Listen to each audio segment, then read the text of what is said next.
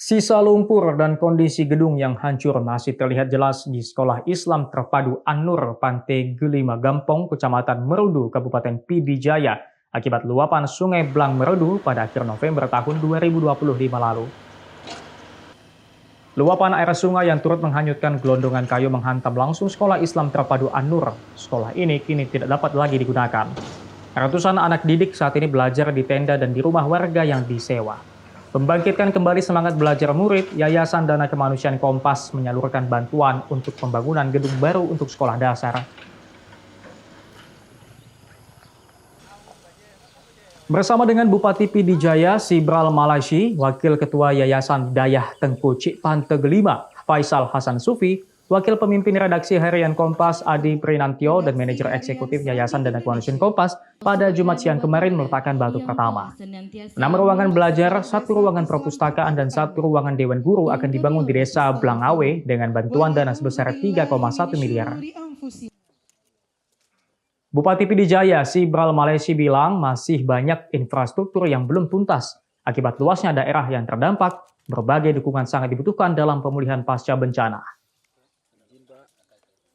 Mengucapkan terima kasih yang sebesar-besarnya kepada Kompas yang sudah memberikan bantuan bangunan terhadap SDIT An-Nur Tengkuci Pantai Gelima ini. Semoga Allah memberkahi dan meridhai semua kebaikan yang dilaksanakannya. Kepada Allah kita mohon ampun, sesama kita mohon maaf yang sebesar-besarnya. Wakil Pemimpin Redaksi Harian Kompas Adi Prinantio bilang pembangunan sekolah ditargetkan akan selesai pada akhir tahun nanti. Untuk di Aceh, YDKK akan membangun 2 sekolah dasar. Dalam penyaluran bantuan bencana di Sumatera, Yayasan Dana Kemanusiaan Kompas memulai dari Provinsi Aceh.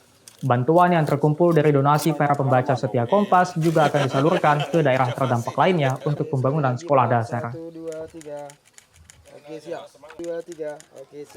Ini salah satu program dari Yayasan Dana Kemanusiaan Kompas. Jadi ini sumbangan dari para pembaca Kompas sehubungan dengan bencana Sumatera.